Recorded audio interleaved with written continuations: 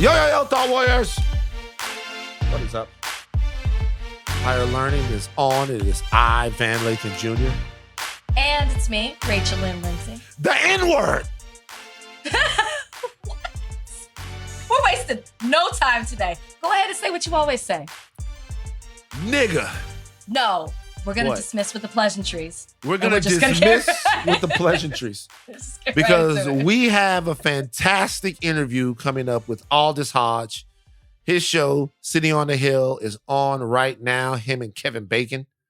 All right. He also played Jim Brown in One Night in Miami. He also is Hawkman in the upcoming Black Adam movie. We have a great interview with him, and we gave you some more time with Aldis, so we're going to dismiss with the pleasantries and get straight into the goddamn N-word.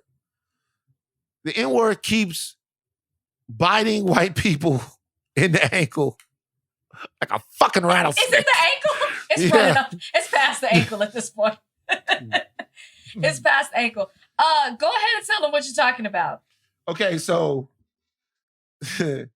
Cale Gundy is the brother of Mike Gundy, who you guys might know as the longtime head coach of the Oklahoma State Cowboys. If you remember the I'm a man, I'm 40. That guy, Mike Gundy, who's a very successful coach. But Cale Gundy has worked for the University of Oklahoma for years. I think like 20 seasons. He's been there for a very long time. Been there through different coaches, and he was going to come back and be there the coach. I think he's the wide receivers coach. This year with the brand new Oklahoma head coach, Brett Venables, they just moved on from Lincoln Riley, or should I say Lincoln Riley moved on from them. Correct. Right. Went to USC. And there's an interesting story here about Cale Gundy, who has stepped down from his job as the wide receivers coach there in Norman, which is where the school is. And I would like to read you the statement from Cale Gundy as to why he did this. I want to read the statement real quick because I hadn't heard about this, and then I saw the statement and I automatically knew what happened here. So, Richie, give me some dramatic music here, all right, so that I can read what Cale Gundy has had to say to the people. This is long, okay?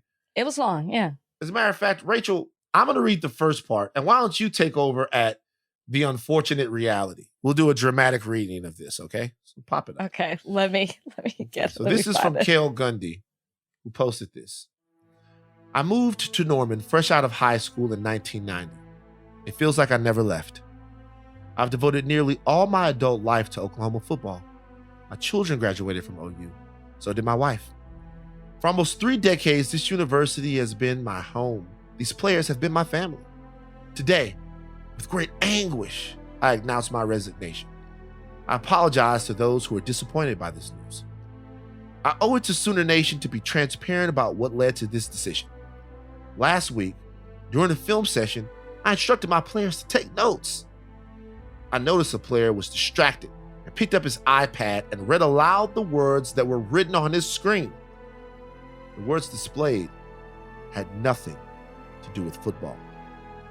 One particular word that I should never, under any circumstance, have uttered was displayed on that screen. Why the fuck did you say it, Cale? In the moment, Go ahead, keep going. I did not even realize what I was reading. And as soon as I did, I was horrified. I want to be very clear. The words I read aloud from that screen were not my words. What I said was not malicious. It wasn't even intentional. Still, I am mature enough to know that the word I said was shameful and hurtful, no matter my intentions. The unfortunate reality is that someone in my position can cause harm without ever meaning to do so. In that circumstance, a man of character accepts accountability. I take responsibility for my mistake. I apologize. While considering this decision, I have been overwhelmed by the love and support of those who know me, my character, and my love for this program. I truly appreciate the support my players and coaches have shown. That support means more to me than I can express. It proves what I've always known about #OUDNA. We are a family. So thank you. Nevertheless, I recognize this is a critical moment for Oklahoma football. This team, its coaches, players, administration, and fans do not deserve to be distracted by off-the-field matters while working to continue the tradition of excellence that makes me so proud to be a Sooner. I won't do the program I love the disservice of distracting from this mission. Effective immediately, I am stepping down. Naturally, I leave these sidelines heavy-hearted. Coaching this football team truly has been my life's passion. But I leave confident that the team will continue to prosper, and I leave with tremendous love for the University of Oklahoma and its athletics department. Sooner born, sooner bred, and so on, Boomer. I'll tell you something we say at UT.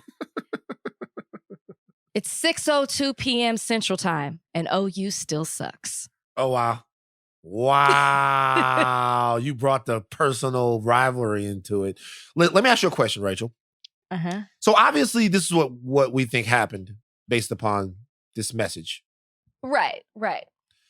Cale Gundy, who has an impeccable record in terms of coaching, has an impeccable record inside the alumni system of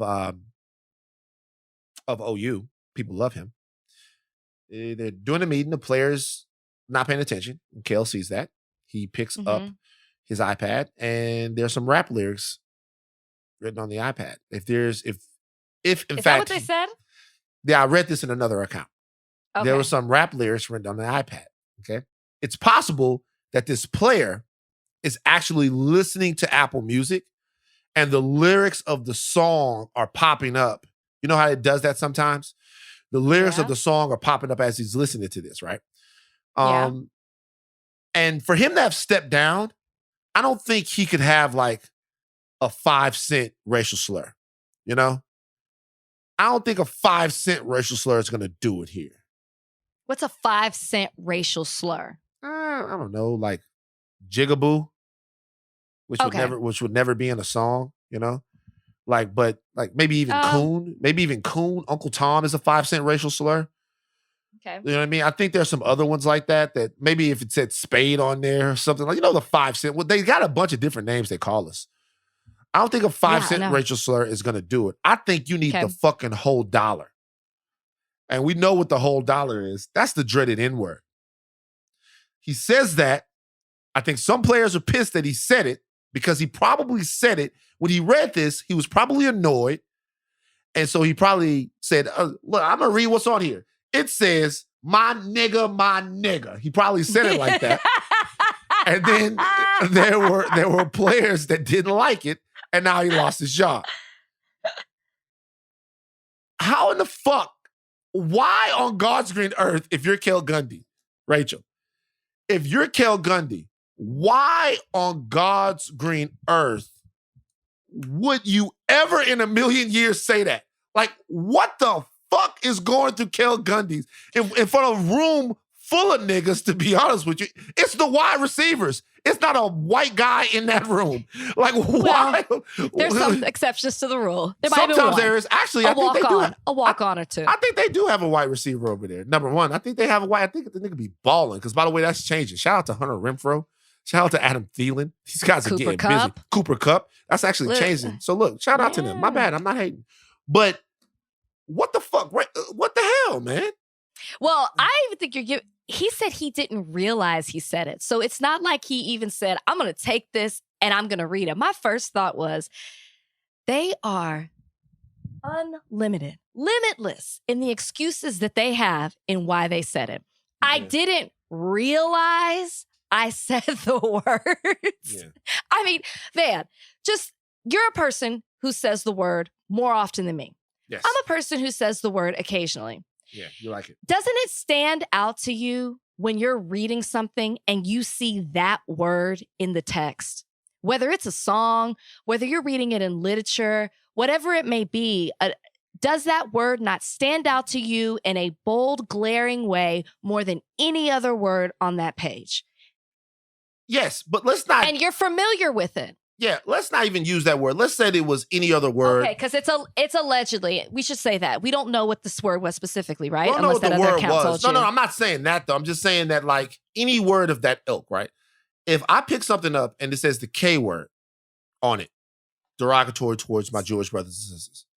I'm not Yes. reading that aloud in a room full of people. If it says the F word, derogatory towards men in the LGBT community, I wouldn't read that aloud. Right. Like in front of a room in a professional setting. Remember, he's on his job. He's not in they're not at bowling night. You know what I'm saying? Like he's on his job. He's at work reading the N-word. Like I understand, and a lot of people have gone to bat for him. Joe Mixon. I hate that. I hate that. Joe Mixon. Go ahead. Oh, Joe no, you Mixon. tell me. Why do you hate? No, former OU Sooner, played underneath him, obviously, knew him for however many years he was at Oklahoma. Listen, I don't like that because I think it's so disrespectful to say, well, what I know him and he's never been that. I've never seen that behavior. That may be true for you, but you're not around him 24/7. It also is disrespectful to the people who actually were offended and sitting in that room. We don't know exactly specifically what he said. We don't know how he said it, but we know that there were a room full of Black folks in that room who were obviously offended by what he said. So to discredit it based on, say, your experience was this, so their experience, maybe he's not exactly saying that, but he's saying there's no way, based on my experience, that this could have been his intention. That takes away from the moment at hand, and I don't think that's fair. I'm not saying necessarily that I think he should have been let go. I don't think that that's necessary.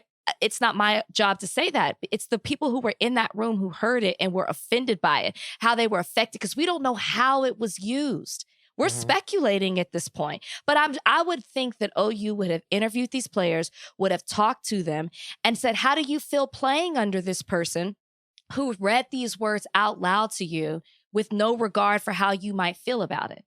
Like, that's what you have to take into consideration. Do you feel comfortable taking commands and orders from this coach after he just used the most offensive word, allegedly, possible to you?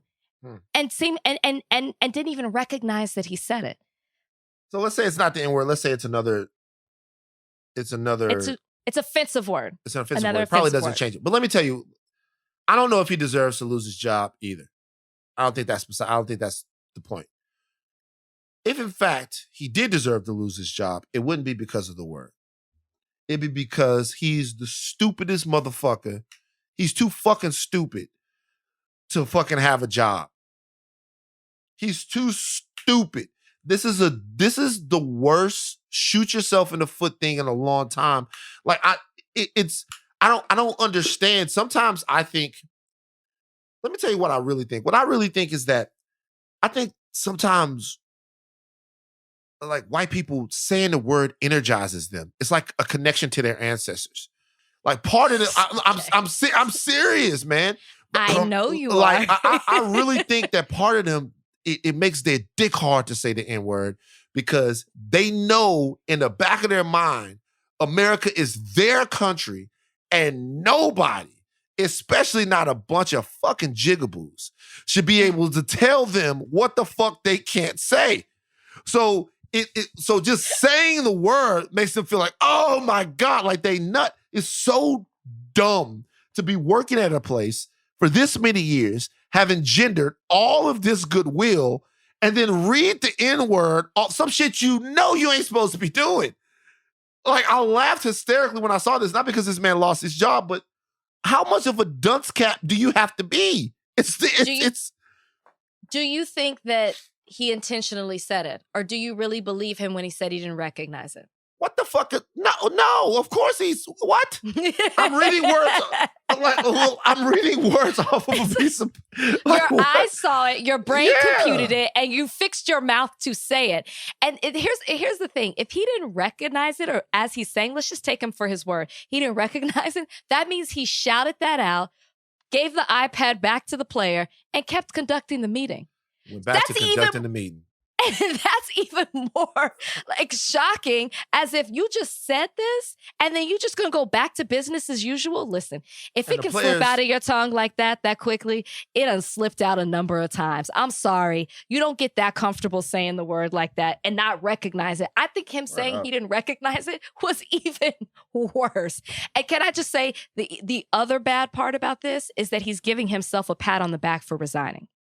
That's what bothers me. As we did our dramatic reading of his tweet, You don't deserve a hand clap because you decided to resign, which I also don't believe. They gave you that so you could go out on a high horse. But we're not hand clapping you. I don't want to hear you talk about the love and support that you've received. This is not the time and place for that. And the fact that he mixed that with his apology lets me know everything I need to know. I'm sure he'll be sporting an OAN shirt like his brother and will be working on his staff up the street. That's true. That's true. He was going to get another job somewhere, though. And by the way, Mike Gundy did support an OAN shirt on American News and then claimed he didn't really know what it was about. It runs in the family. Yeah. Okay. Kim Kardashian and Pete Davidson have broken up. Your thoughts? I could care less. What's the next topic? Yeah, I just want to. Can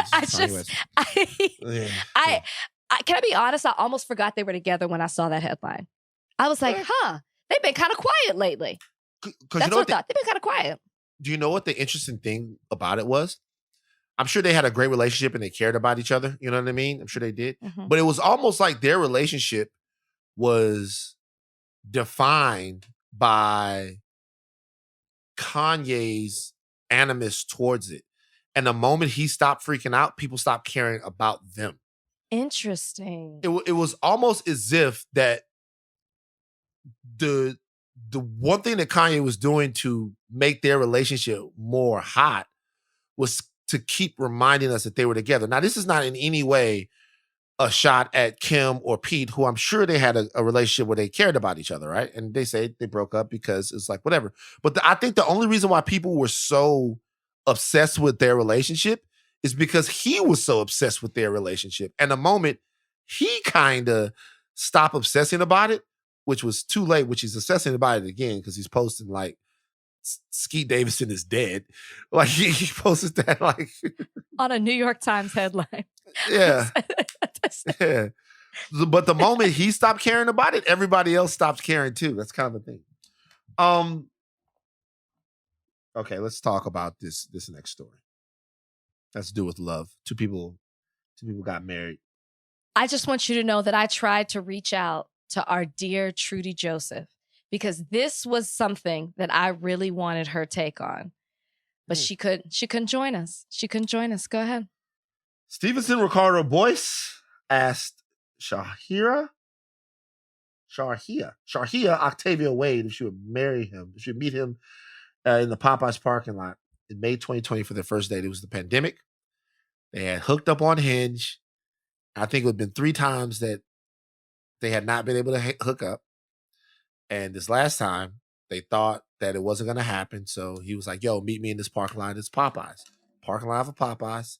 It's the pandemic. Not a lot of places to go.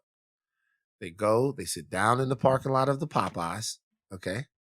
All right. I'm not playing with you right what now. I'm saying. Go. Look. Keep going. Look, Keep going. Look, he says they talked so long that he had a meal. He bought KFC across the street because the line at the Popeyes was too long. They shared a sunset and a first kiss at this very romantic situation. When they met, he had been married. When they met, he was juggling a handful of women. But he said after a couple of dates, those other 5 women became obsolete very fast. He cut them off. He proposed that December while they were visiting Barbados for the holidays. His friend thought the trip would be a perfect moment for a proposal, and he bought the ring for the proposal. His friend, Wayne Austin. Boyce paid him back. On July 23rd, they got married in front of 117 guests in Vermont. I look at this story as a beautiful story of love, persevering.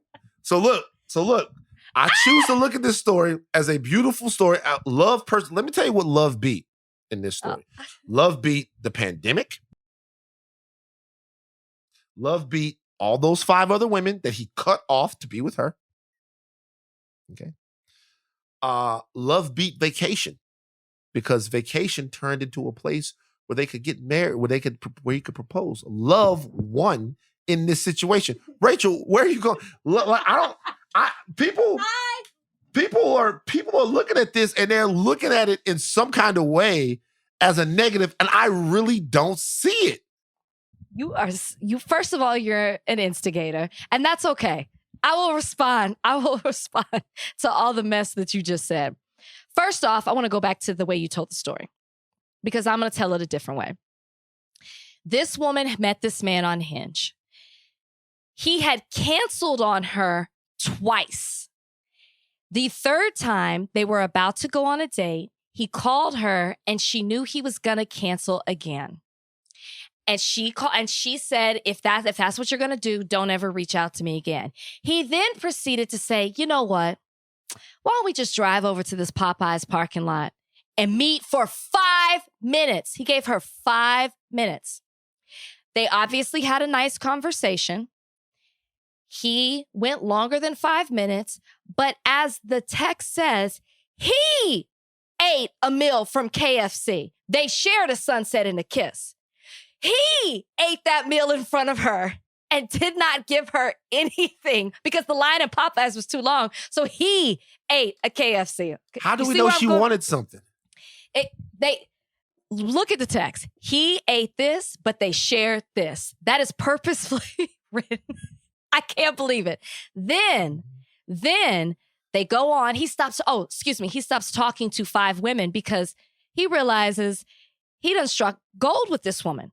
Okay. Now, the text doesn't say what this man does, but we know what she does, right? She's got a top job at a great company. Oh, my God. She got a top job at, I Need Trudy. She had a top job at a great company. She had a list, like a life plan, what she wanted to happen in 6 months, a year, this. And then they end up getting married because his friend suggests that it would be a good idea to propose on this trip, not him. And the friend, who does this? This friend buys a ring and allegedly this man paid him back. Okay, this is a man. First of all, this makes me so sad for single Black women out there.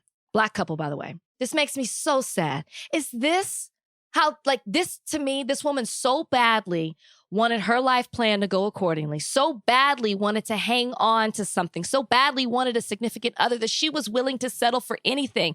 I saw somebody say this man was seeking. I saw somewhere that this somebody said this man wanted to be adopted. And I have to agree. That's where we're headed with this one. This woman took all the initiative in this relationship and he took none. This man is what wants to be taken care of and she just wants somebody in her life. And this is so sad to me. This man had all the options and she had none. He was talking to 5 women because he was like, oh shit, I got it made right now. This makes me so sad. You are going so far. This is a pathetic love story. You are going so far in assuming all of these things that we really don't know. I'm reading it. We really don't know. Number one. There's sarcasm in this New York Times article. Can I be honest with you? Can I be honest with you? Number one, why are we taking away her autonomy to decide what makes her happy? Why do we love shame people? I'm not love shaming her. She's relationships might not be. Look, she settled, and I feel so bad that she had to do that. I feel so sad she had to do that. How do you know she settled? You know what? I got to be honest with you, man. This man did not share his food with her. He canceled on her multiple times because he had other options. And then he said, I'm going to give you 5 minutes. Can I be honest with you? But I'm going to eat this meal in front of you while I do it. This man is disrespectful to her. What I'm telling you right now is men chase women all the time. All the time. Okay. Men chase women. How many times have you heard a story from a woman? Well, back in the day when it was okay to do this. Now, if she says no, like if she says no to the date, don't ask her out again because you never know where that's going to go. But how many times have you heard from a woman? At first, I wouldn't go out with him. He kept asking. He kept asking. He kept asking. He kept asking. He kept pursuing it, and then I decided, okay, I'll meet him for coffee. Not even go to dinner with him. Okay, I'll meet him for coffee. Okay, I'll meet him for coffee. Then all of a sudden, these 2 people are married, got a bouncing baby, a bundle of joy around the house. So you mean to tell me that just because the gender dynamics here are switched, that all of a sudden it's toxic? Like no, they had been going out before, they couldn't make it happen. She said, look. No, it's not that. He was canceling on her. but what I'm saying is I've heard that situation before women before, right? Even a situation where I've heard like, hey, I kept flaking on them. I didn't really want to do it, but boom, whatever. And now they're married. The only thing that matters, it doesn't matter how they got to the point to where they fell in love. It just matters that they did. And I really think that if we're going to examine what's happening here with the male-female dynamic, we have to examine the toxicity that is now being displayed by women. You're not listening to me. Because I'm not saying it's a gender role thing. I'm saying this is a man who was not interested in you. And I feel like she was settling with him. I'm saying if the genders were swapped, no fucking body would have a problem with it. If the genders were swapped, no one would have a problem with it. Not one person would have an issue with it. Not at all. I guess I've just heard this story. See, to me, he seemed to be disinterested with her and was like, fine, I'm just going to flippantly give you some time. And then when I look at things after, I personally feel like in that conversation, he heard what she did, all these beautiful things, and was like, oh, and maybe it was nice. Maybe he was like, wow, this is a quality woman. Why am I wasting my time? But if it was a quality woman, he didn't take the initiative to say, knowing her life plan, I want to spend my time with her. Your friend had to tell you this would be a good idea and bought the ring. This isn't you have to put all this stuff together and realize this isn't a man who's proactive in any kind of way. I'm sorry. I'm telling you straight up. Number one, I just got 2 checks in the mail. One for $23. The other one for $3.07. But look, I'm balling. Look, I'll tell you guys this. I understand. I think we gotta come off these. I think that these Cinderella stories and these like Snow White stories have rotted our brains. Love happens in so many different ways. They met on Hinge, man. Which is not bad. I know people who've gotten married off of Hinge. Right. So right off the bat, it's untraditional. They got to an untraditional way. They're getting married. They're celebrating their love. Why do we all have to have an opinion about how these two souls found each other? This article struck a nerve on Twitter.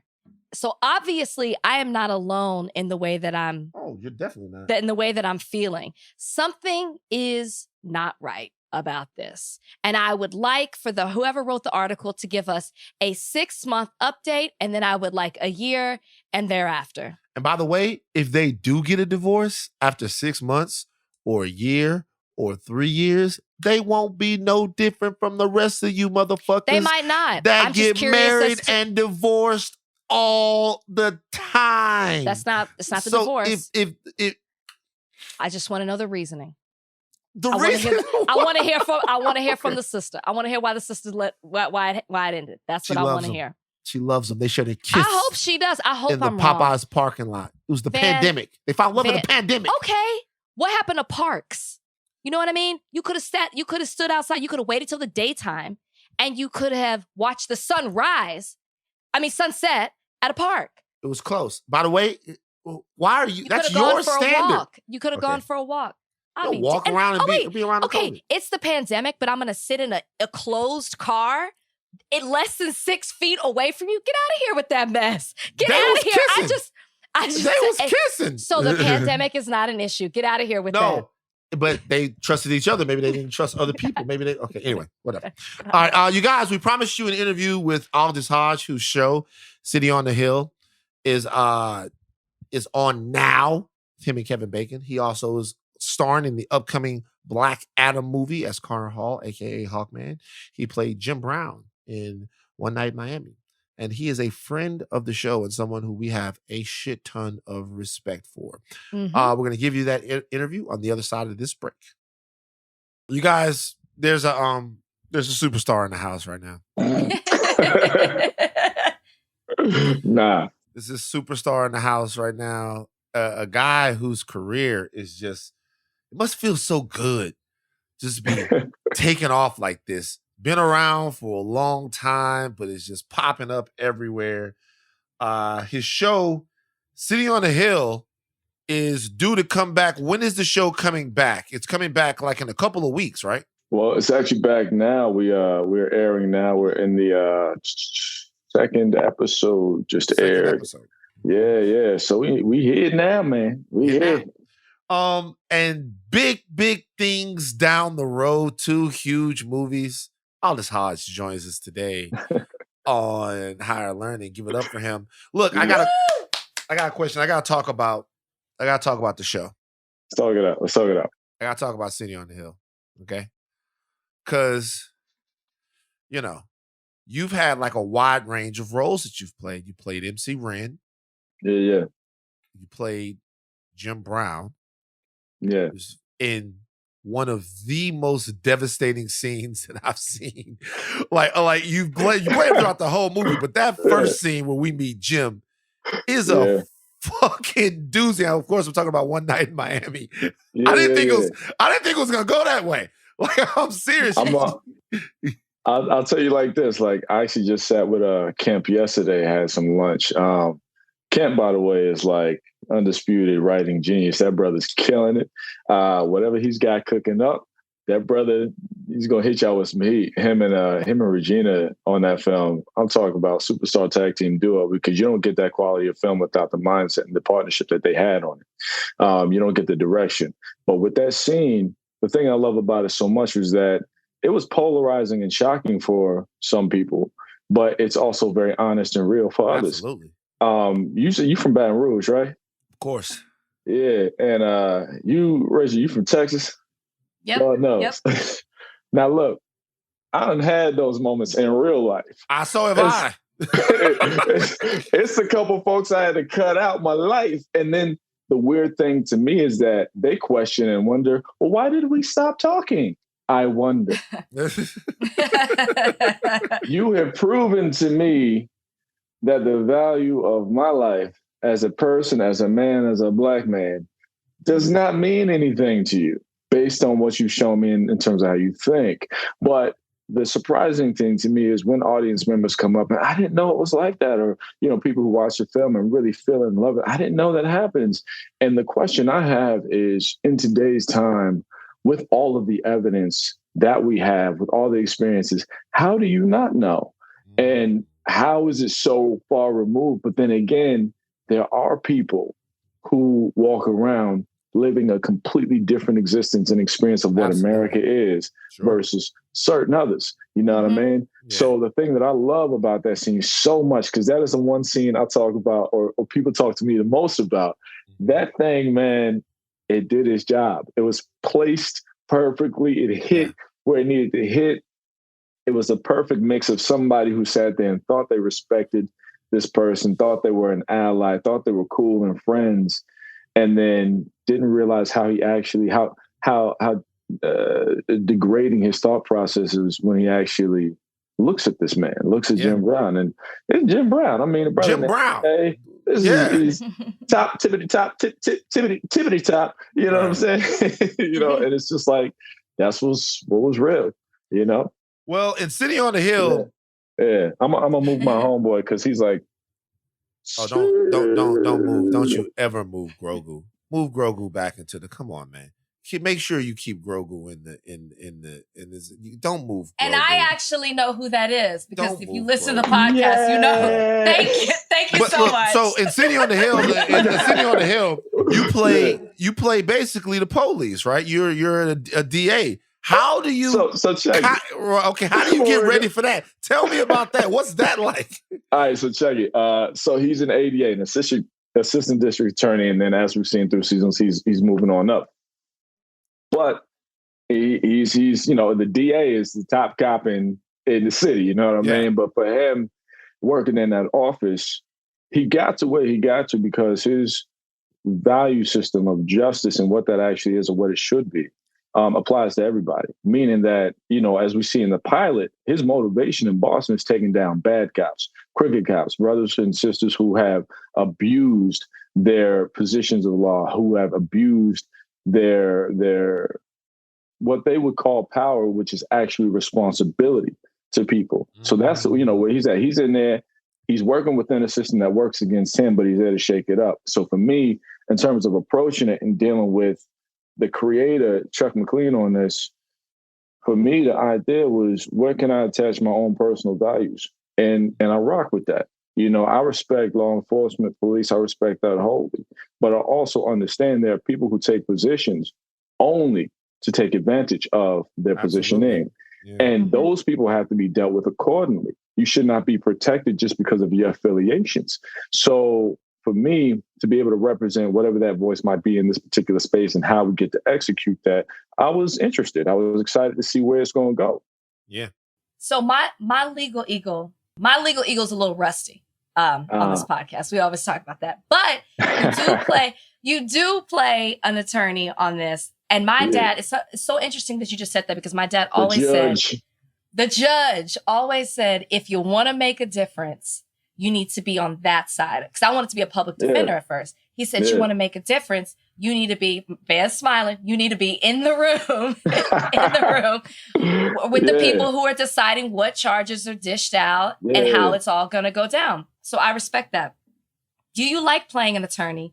Give me your best your legal jargon. Give us something. You like it, I could tell. Based on my personal deductive reasoning, and how we for me, I don't mind the job title. Attorney. What kind of attorney is what I'm interested in? Like, what are you doing and why are you doing it? Where are you at? So for me, rocking with being an attorney is interesting because of the lives that person gets to impact. But I wonder how he will be used. Is it in a creative way where we get to see lives sort of unpacked in a way we never have before? And that's the thing that I'm always pushing for with every character, regardless. Granted, it's like, I'm an attorney. That means I'm gonna have to be in a suit 24/7. I got 3, 4, 5 different suit changes in a day. It's a lot of tie-tying. You know what I'm saying? So it's a lot of that. But no, we're in the 90s and we get to talk about different things. And what's kind of wild for me is people say, this is the 90s when we're talking about social justice, rather injustice, and race relations and how and policing and how it goes on. They're like, well, it's a little different in the 90s. I'm like, different from when, where, why, and how? It's not different. Only difference between then and today, technology, access to information, the expediency of getting to that information.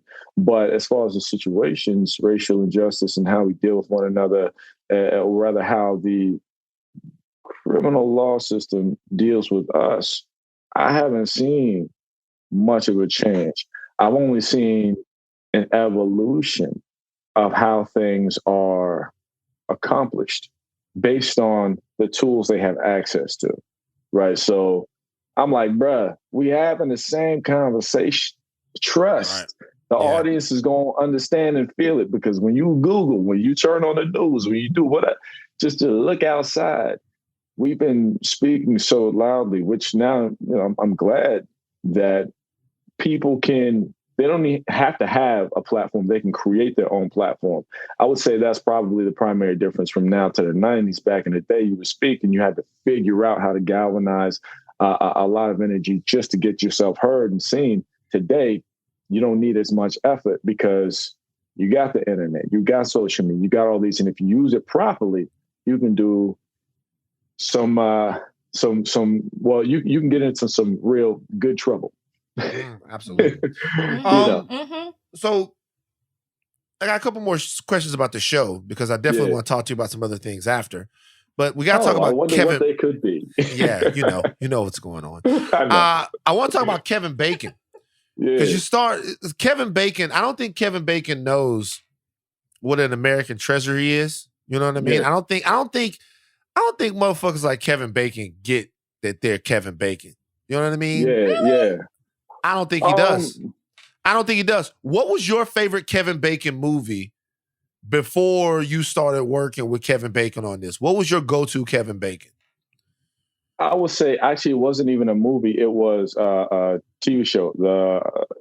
I believe it was called The Following. Oh, Mm-hmm. Yeah. yeah. Yeah.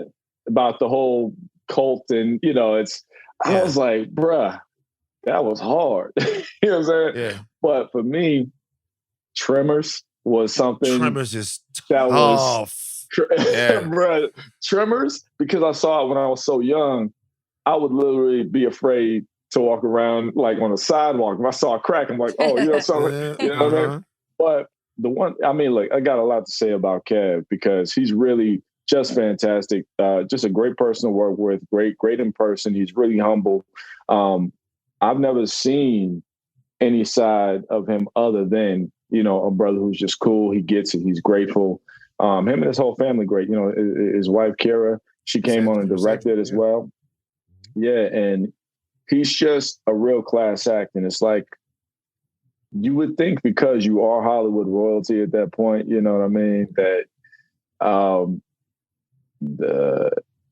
actually, I will say this. What I've learned from people who actually understand what their influence is and know how to use it, and they have a healthy respect for the craft and the people around them, they understand how to handle it with so much grace. There's a couple of cats that I see who are Hollywood legends, royalty, and they handle themselves accordingly. That's, Kev, just had the honor of being able to work with Pierce Brosnan. That brother is a gem. Those cats, I sit there and I study and I watch because you got to learn. First of all, if you're an artist, you're a consummate student. There's never a point where you're going to stop learning. So you got to understand that going into a room, learning from any and everybody, folks you rock with, folks you don't rock with. But watching, Kev and other cats like that, you get to learn how to do it right and how to come into your space as you mature into your career in the best way possible, because you're still going to keep going and you're still going to keep leaving an example. But you got to be conscious of what that example is. And that brother, he's dope. I will say that. I'm going to give you a message to give to Kevin Bacon real quick. All right. I want you to give a message to Kevin Bacon. Tell Kevin Bacon. Wait, Rachel, do you know what the message is? She doesn't know. I do not. Okay. And I'm hoping it's not like a 6 degrees of Kevin Bacon. It's not thing. a 6 degrees of Kevin Bacon thing. Tell Kevin Bacon, on behalf of the Black community, we have a request. Please don't fuck up. And let me tell you why. Kevin Bacon is beloved, man.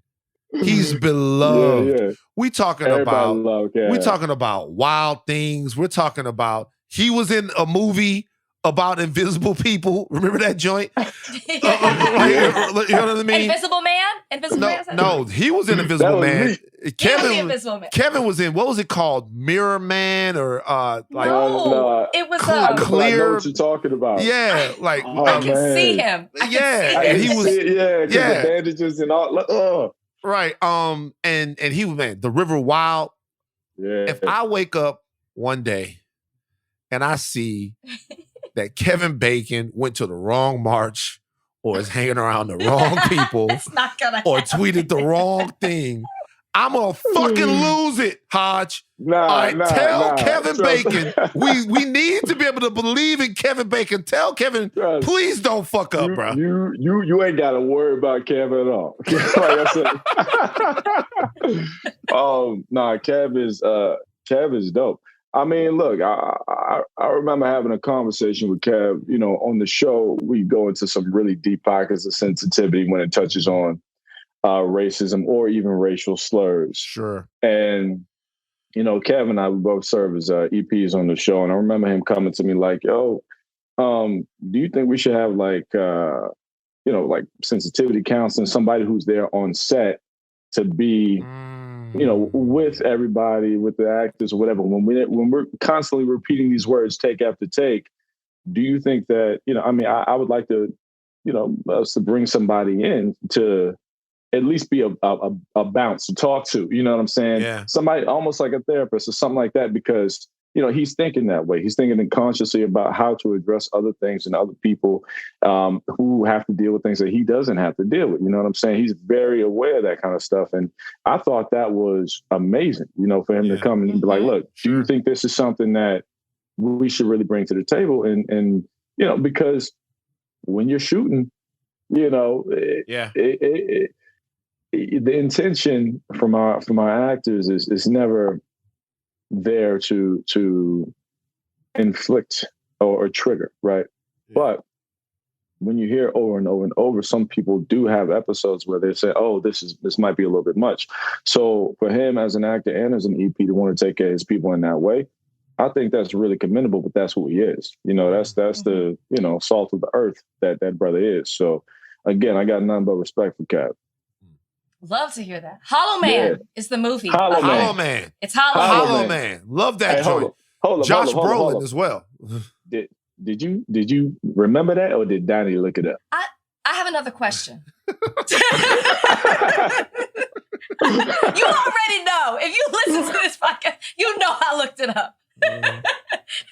But the point is, I educated y'all on it. Yeah, for sure. I think the first time I saw you was on Girlfriends. Oh, wow.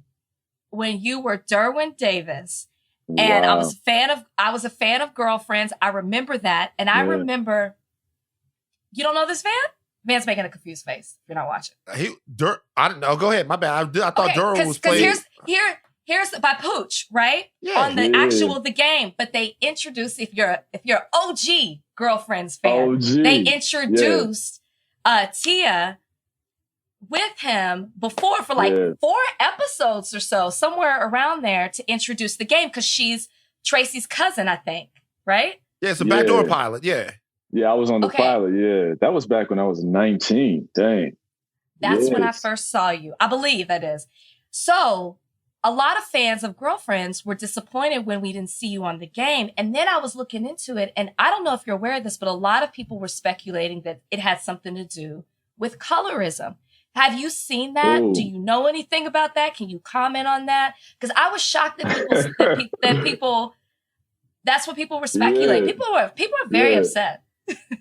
Look, I'll put it like this. I don't know the full weight of the truth on that. I do know that there was a merger with the networks at the time. A lot of cooks in the kitchen, a lot of people had different decisions. So when it came down to the cutting room floor after we did the pilot, I mean, we got picked up. But not all of us got picked up. And I wrestled with that for a long time, trying to figure out why and what it, But then again, where I settled was understanding that God moves things out of your pathway so that you can walk towards the right thing for you. And that set me on a path mentally and professionally to go hustle a different way.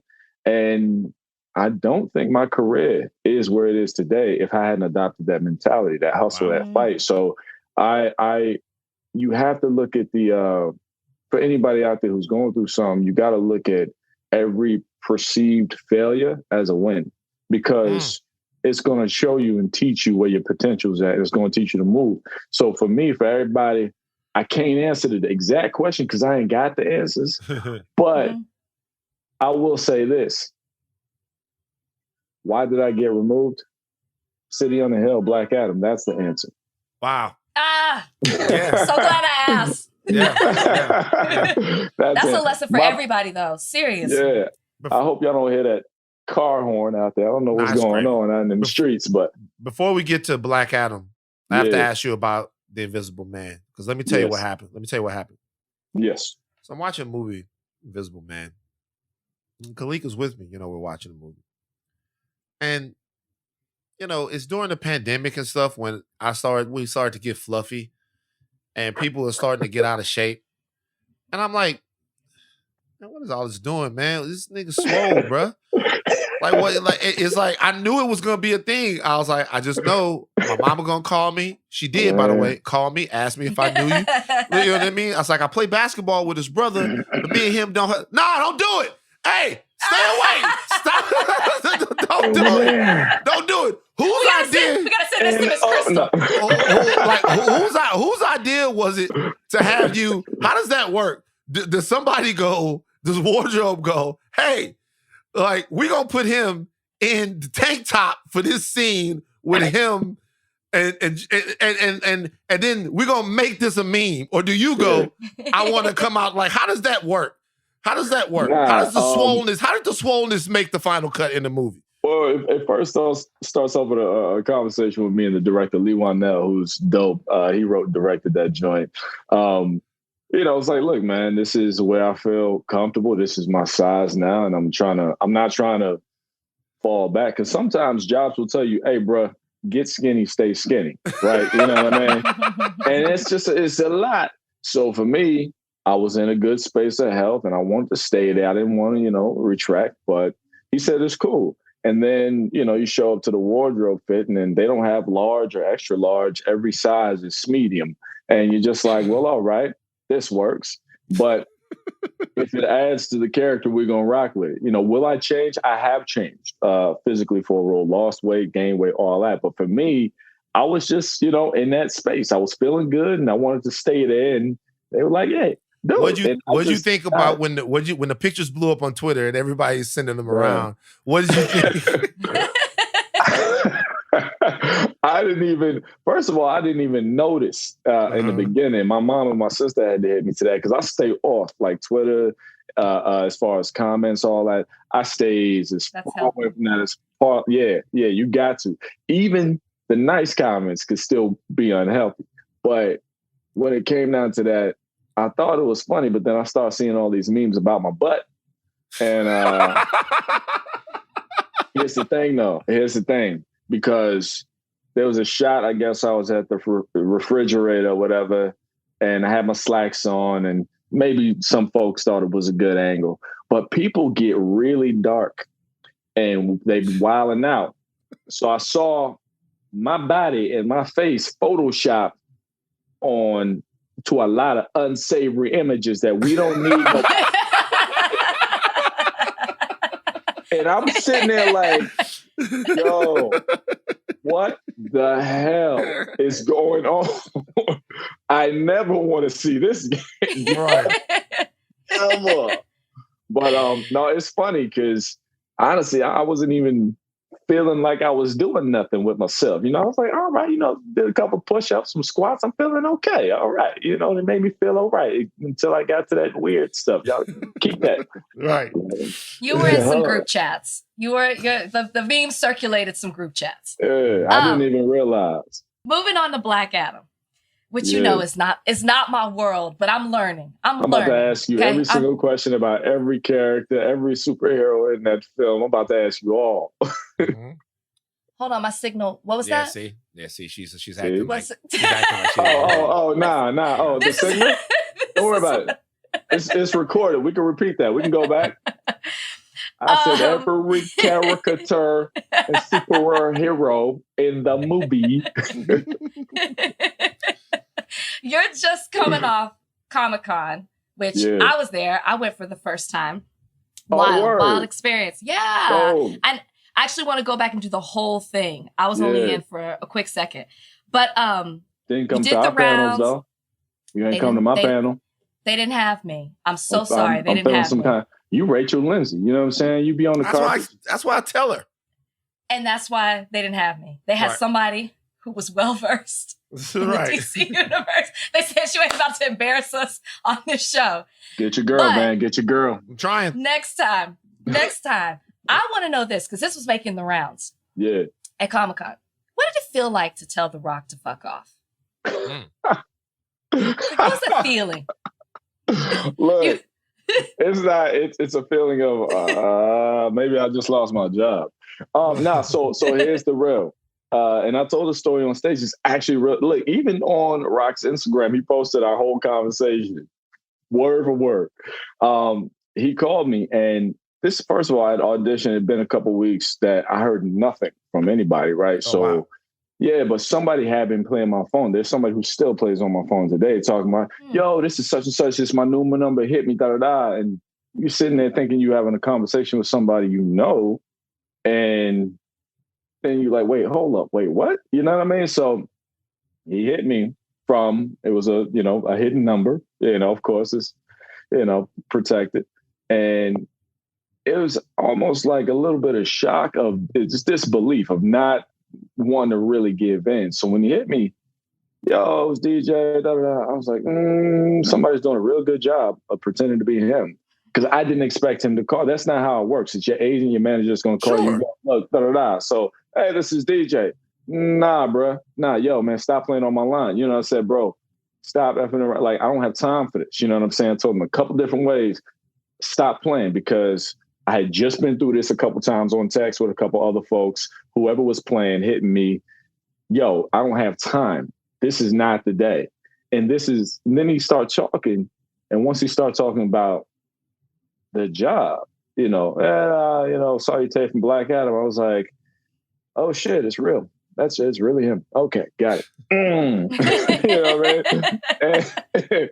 And but no, we just laughed about it. We laughed about it, man. And oddly enough, it's one of the strangest, but I think coolest introductions to working with somebody, a relationship with somebody. And we had a great time on set, man. He's a cool brother. He's like an unstoppable machine when it comes to the work ethic, and not even just that, but actually the strategic flow of how he handles business. Is interesting. If you want to study how to get a million things done at once, watch that brother. Yeah, he handles business. It's actually one of our first conversations. I said, look, man, I do a lot of things. How do you manage your time? Because I'm trying to figure that out. But once we got past the initial shock and all that, we was cool, and we were able to just talk about how unbelievable this opportunity is for both of us and everybody involved, because this really is one of those things that it's like a bucket list item. You know what I mean? Yeah, to be able to be, this is huge. It's crazy. And the fan love has already been insane. I mean, Comic-Con was nuts in the best way possible. So, and I've seen it, an early cut of the film. Oh yeah. Oh, I can tell. I can tell. I can tell. I can tell. See the brother there covered in nth metal. He's ready to go. I can tell. I can tell Black Adam is one of those ones. So you're assuring us that the movie is going to come out, right? Oh, man. It better come out. That's right. It better come out. Right. I want to ask you about that. I want to ask you about that. Yeah. As a performer, and obviously we're talking about the fact that DC, which is the universe that your movie is going to be a part of, just had a really big film starring a very talented actress that they shot, and the movie is not going to come out. They're doing what's called a write down on the movie. The film is Batgirl. The actress is Alicia Grace. The movie is not coming out. As a performer, because I think a lot of people talk about, what does that mean for the DCEU? What does that mean for a streaming service? What does that mean for the storyline? But as an actor, if you were her and you had worked on something and that was going to be such a big deal for you, and then it wasn't going to come out, what do you think that would feel like? How would that affect you? And how did it affect you when you heard it? So I can't imagine what she's going through. I think it's such a loss, because I'm sure she went in there full force, put in 150%. And it's tough. I've been a part of productions that you finish, you complete, and then they're like, yeah, we can't come out because of this reason. And you're like, wait, what? You know what I mean? I actually know that feeling, maybe not of this magnitude of, pioneering this whole huge superhero franchise. But I have been in a part of projects that had great potential, big projects, big companies, studios. And then you're just like, wait, what? You have to figure out, the first thing you have to figure out is how to maintain peace of mind, a sense of yourself, because it hits. And it's hard sometimes to recover from, because you're not even thinking about the film in itself. You're thinking about how it lays out or how it paves out the road for your career. Right. Now, she definitely gonna work again. She gonna bounce back for sure. Yeah, and she's incredibly talented. And I just hope the bounce back is, the rewards from the bounce back come tenfold. You know what I mean? There's again, going back to that sense of, did I lose something or did I gain an opportunity? You know what I mean? And this is not the totality of what will define her career. But it can pioneer or spearhead her opportunities in a very different way. Right. You know what I'm saying? Because she deserves that shot. So again, I can't imagine what she's going through or what she feels. I just wish her well and I wish her the best, because I know that feeling of when you think something's happening and they just boom, you know, it's almost like somebody pulls a rug out from under you and you're like, well, why? They give you these reasons and you say, it still doesn't make sense to me, because we still could have made, you know what I mean? We still could have tried, but, and honestly, as a fan, because I grew up a DC fan, I grew up on all the comics, graphic novels, Marvel, all that. Sure. Like, I was looking forward to seeing it. Of course, I definitely was too. Yeah, yeah, for sure. I was looking forward to seeing it. And I was like, as a fan, I'm like, yo, what we doing? You know what I mean? But I will say this: I can't wait to see her in the great vehicle that is truly meant for her. I can't wait to see whatever that is that's next, because she gonna hit.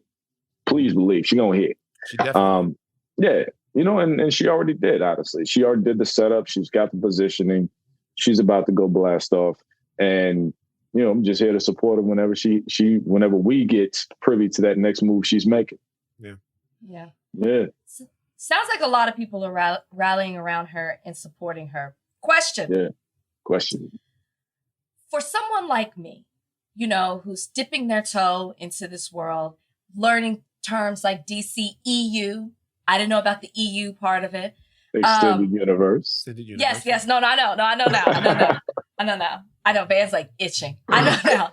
But for Black Adam, we're hearing about it. We're seeing, you know, all the talk from Comic-Con and all of that. Yeah. What would you say to draw me in, or what do I need to do to prepare to be ready for this film? Is there something I should watch before? Is there some kind of like lead in into Black Adam? If you don't know anything about the superhero world, watch us to learn about the superhero world, because so I can start from scratch. Okay. You can watch us to learn, because it is every much an introduction as it is an invitation. Right.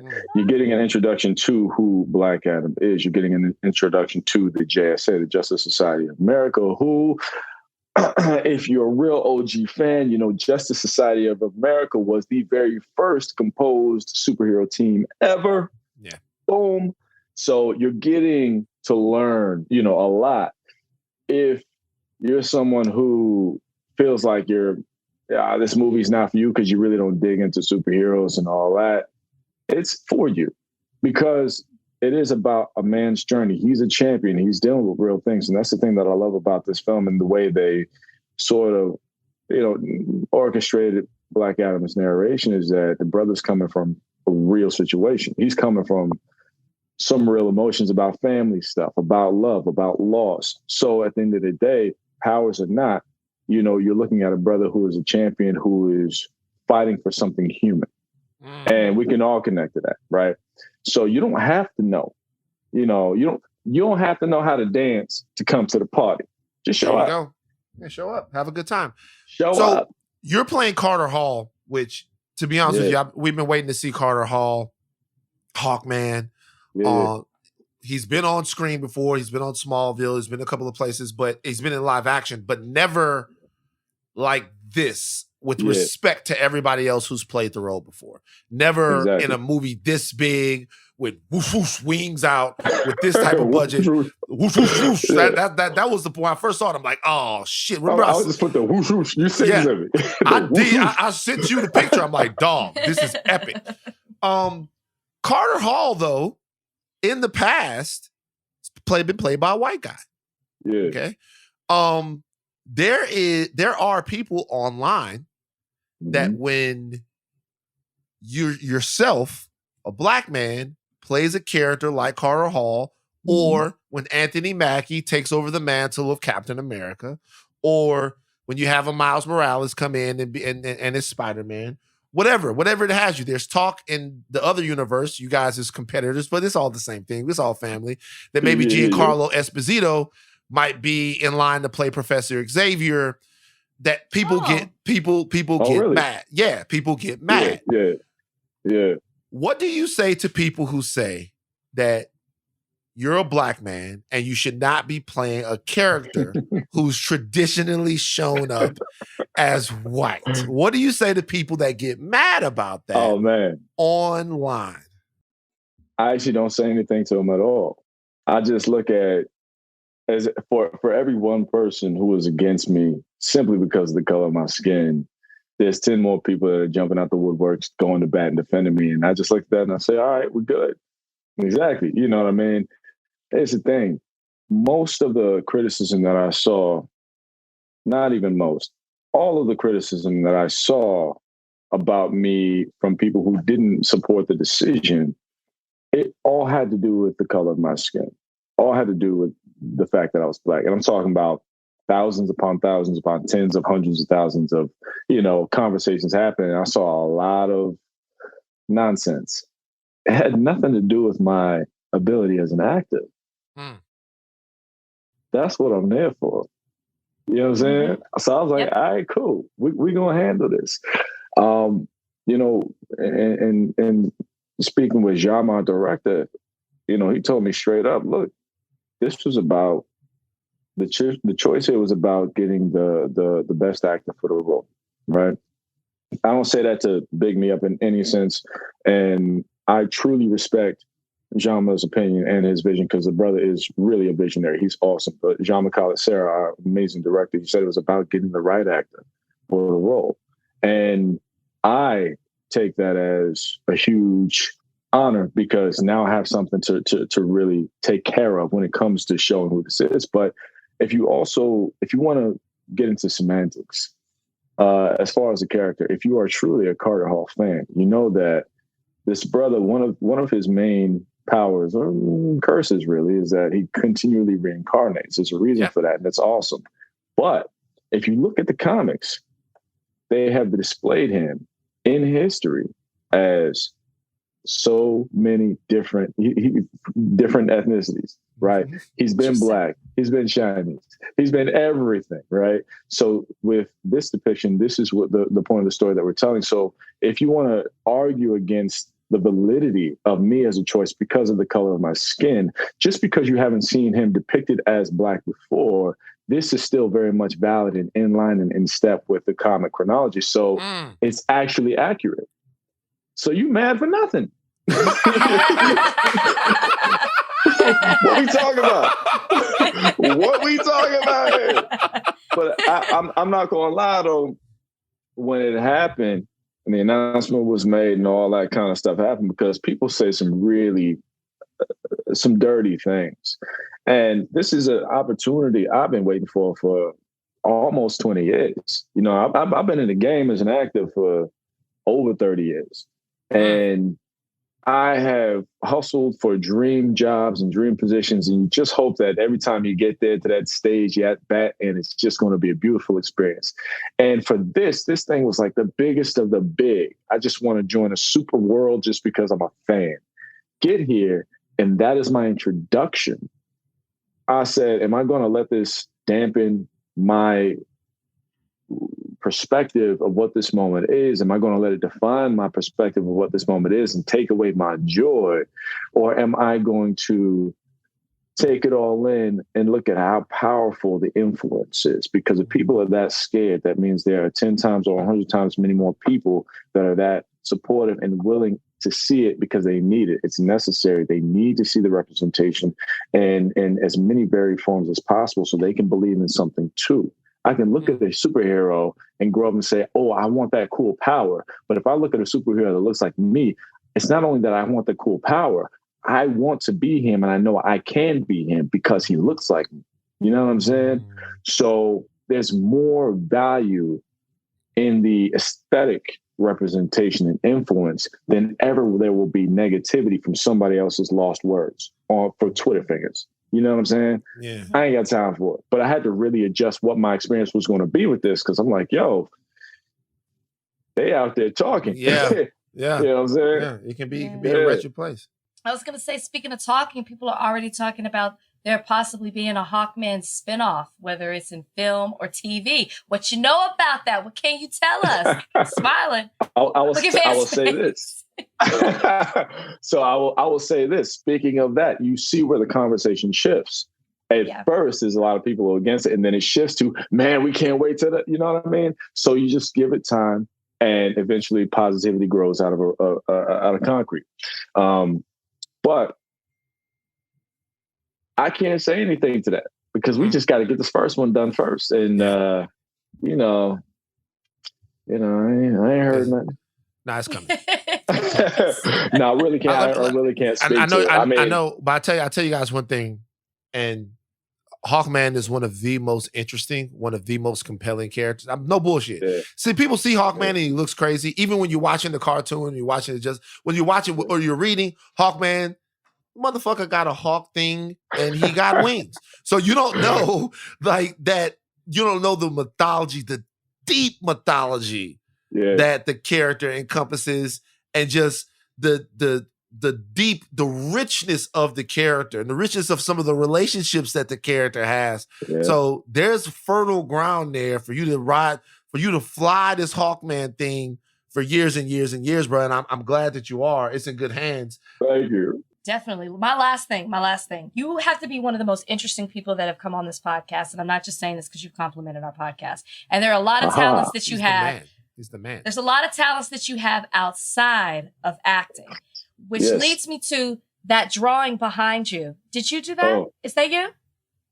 Yeah, this is so I used to this is old drafting table of mine. I used to be in school for architecture. And this one, I don't know, I probably did that when I was like 14 or 15. I just keep it up there for inspiration because I still dig into architecture. But my primary job right now outside of entertainment is horology. I'm a watchmaker, and I've been working on that for a number of years in conceptual design. But I sit here, I live in art. Art is my language. It's the way I communicate the easiest.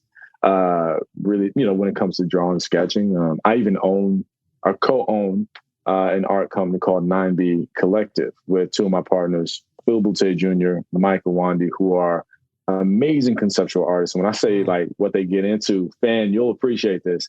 These brothers are the guys who are working on designing the costumes for like Blade and Black Panther. Oh, wow. Yeah. So when I say conceptual art, I'm talking about the concept film, art. television, Yeah. World building. I mean, my man Mike worked on The Mandalorian. You know what I'm saying? Like real cool. You know what I'm saying? So I support. You know what I mean? Right. But we have a company that we formed primarily because of their experience as conceptual artists, my experience as an actor and a producer in film. And when it comes to the art department, we wanted to support the BIPOC community. The BIPOC community who's very talented, but doesn't necessarily get the access to opportunity the way that everybody else does. So that's what we formed about 2 years ago. And we've actually been working, we've been fortunate enough to really keep it pushing. In fact, still living in the DC world, we have the amazing opportunity to work alongside the wonderful costume department and design team on Blue Beetle to help design. Oh, wow. We were given the opportunity to help design and help create the Blue Beetle costume and a couple other things, some world building, some, the villain. And, we worked alongside their artists and their costume team to help produce, what that looked like and, how it's all put together. And it was just an amazing experience. And that's also another film that I'm looking forward to see because I know some of the behind the scenes stuff. And the director, Angel, that brother, I think there's going to be some fire too. So shout to Angel, shout to Sholo, and I can't wait to see that joint. But that's what we do, and it's beautiful. Yeah, amazing, man. Art is where I live, bro. We appreciate you coming on. Before you, I can't let you leave without saying shout out to my old basketball buddy Edwin Hodge. Sundays over at the park in Burbank. Man, Edwin, he's very competitive. I appreciate that. I appreciate that. His brother, his older brother, Edwin Hodge, is an actor as well. Very talented in his own right. Exactly. Be out there. No, he's in New York right now shooting his show. He's on a show out there at BI, man. He's killing it. But that brother, with basketball, he gets passionate. He's very passionate. Yeah. He gets super. Good player. Yeah, he gets very passionate. All right, bro. Man, we're so excited for all your we thank you for the kind words you said about the podcast, but bro, just the trajectory is just going through the roof, man. Like seriously, bro. It's fun to watch. It's exciting to see. We thank you for joining us on How I Learned today, brother. Thank you, man. I really appreciate y'all. Thank you. I'm gonna still keep listening because I'm a fan. I like y'all. Oh, thank you so much. Appreciate you. All right.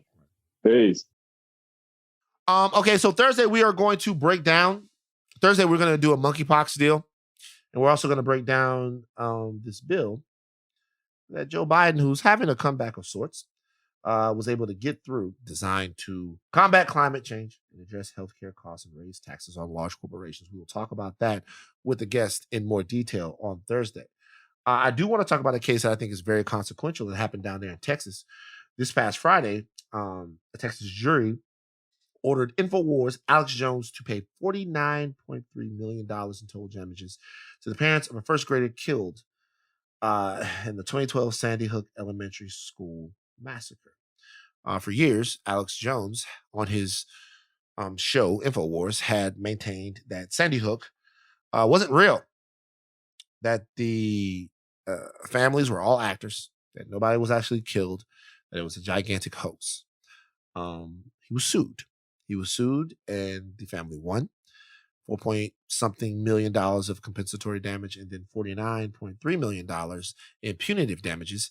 This is not the end. There are cases from other families that Alex Jones will have to answer for, and it looks like this is going to take a large chunk out of his financial portfolio when all of these cases and appeals are finished. He might also face a perjury charge because he lied and told them that he didn't have certain text messages, and then his lawyers, in one of the most bonehead moves I've ever seen before in my life, sent the fucking text messages to the other counsel, and they confronted him with the messages on the fucking stand when he was up there. He might actually face perjury from the January 6th commission over that stuff. So it's like, go ahead, Rach, I'm sorry. No. I just want to say about that, for people, well, one, I want to say, first of all, that attorney is probably going to get sued by Alex Jones for malpractice because this should have never happened. It was an assistant that accidentally, a legal assistant that sent over those files, including patient records, which the plaintiff's attorney deleted the medical records but kept the text messages. But here's what makes it worse.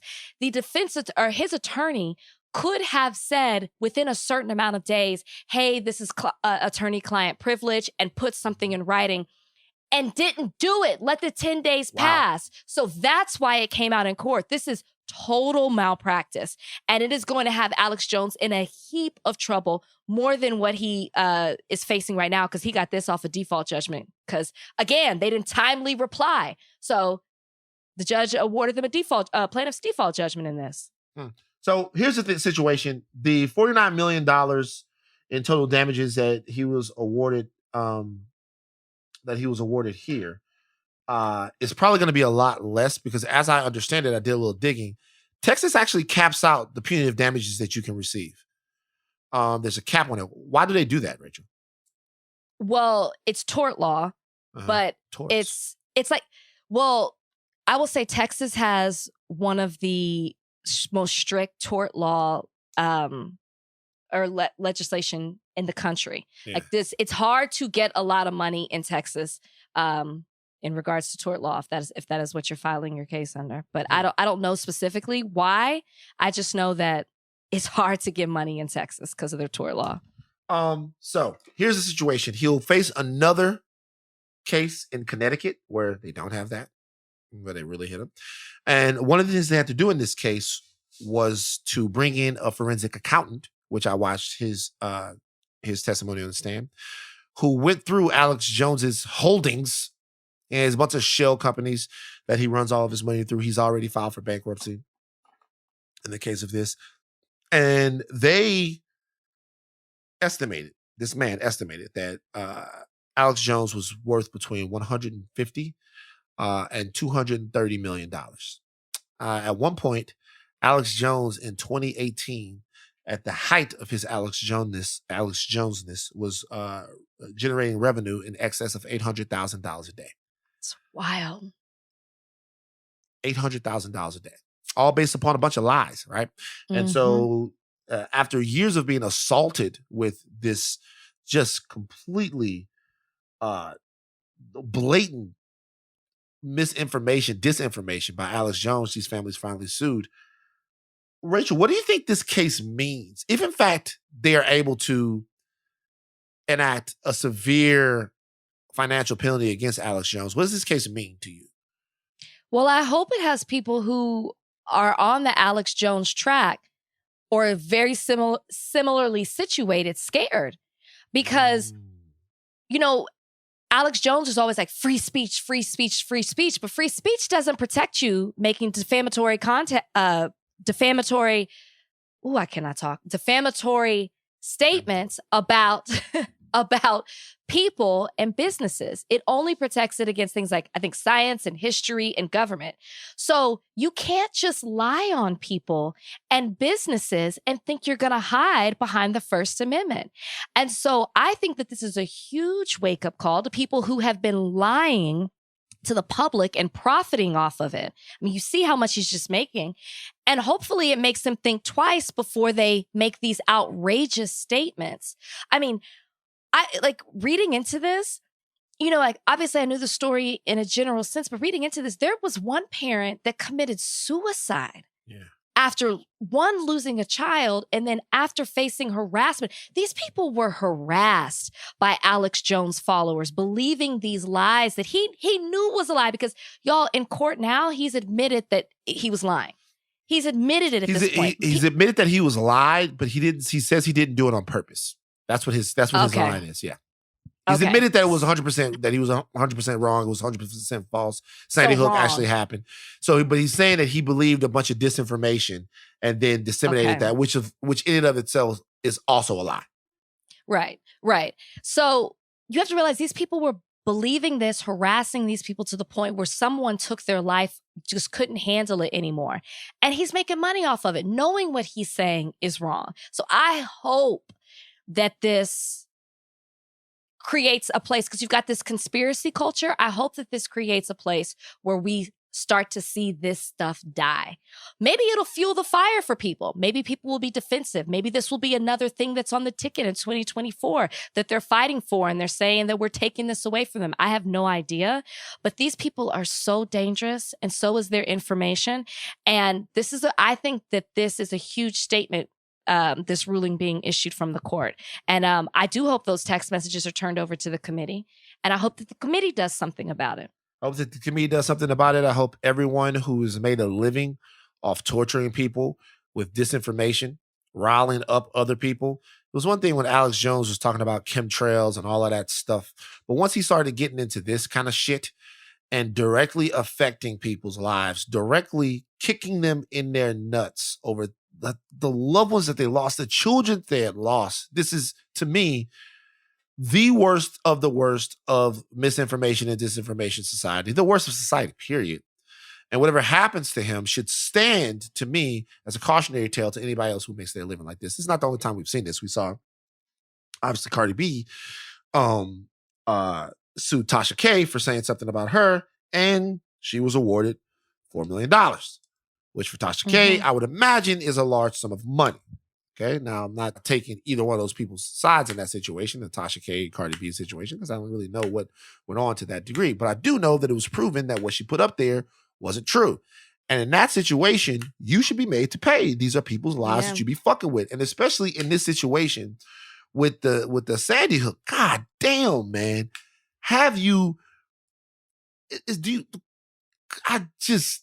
Look, bro, I've done some fucked up shit. I am not what you would consider to be a 4-star, amazing person. I've lied. I've cheated.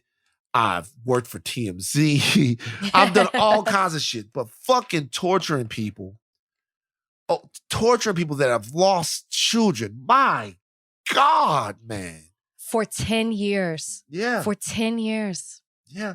Yeah. So, I mean, we'll see what happens with the other cases. But hopefully they can track down a lot of the money that he has, because he has been very deft at hiding it and putting it in places where people can't get to it.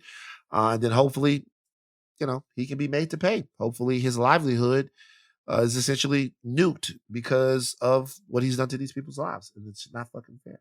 All right. We're out. That's enough. We're out. We're out. We're done. The podcast is over. Where are you right now, by the way? I'm at my parents' house. Wow. I'm at the judge is not here. Pretty hair's here. Pretty hair's inside. Pretty hair. That's your room? This was my old room, but they changed it out. Changed it out. Like, so this old room, so that's the bed right there. Is that a new bed? But it's a new bed. It's not the same bed. None of this is the same. I'll tell you why I'll tell you why they got a new bed. Okay. Man, don't. They put a new bed in that room because they wanted to change up the decor when they went in there and took the house back. That looks like a nice room. When they took the house back. They took their house back. They took their house back, room by room. And look at that bed right there. See if you can see any handprints on that headboard right there. Stop! Oh, I was in Louisiana this weekend. That's why I'm here. I went to my family's trail ride right outside of home. Well, it's in Homer, right outside of Shreveport. Very nice. Yeah, we had a great time celebrating with family. Homer is not right outside. So there's two. There's Homer and Homer. Homer. Yeah, my people are outside of like Minden, Homer. Ah, see. But they really live in the country called White Oak. And it's a bunch of land that we have out there. My family still lives on it. We had it in the family over 100 years. And it's something we do. We've been doing it for a while. So I haven't been back in 6 years. So it was real good. So really good to see family. You did the trail ride? Yeah, but I didn't ride on horses. I just did the ATVs and I was in the car hanging out the window with my ratchet ass friends. Let's go. All right. On Thursday, we will also talk about this breathtaking picture of Mount Lion that I got. Okay. It's a breathtaking picture of Mount Lion. That's photoshopped. It's photoshopped. I don't think it is. I don't think it is. Mount Lion is taking it to a whole Wherever new level. you got it. You know what? When you come on Thursday, I would like for you to present the evidence. I would like for you to enter it into the record and prove to me how that is an actual real photo. That's what you're going to do. You're going to have your lawyer moment. You're going to have your lawyer moment. Right now, I can look at it right now and tell that this is a real picture of Mount Lion. Whoever sent that to you, I need them to authenticate it. Okay. All right. Look, we are out. Take your thinking caps off, but do not stop learning. I'm Van Lathan Jr. I'm Rachel and Lindsay. Bye, guys.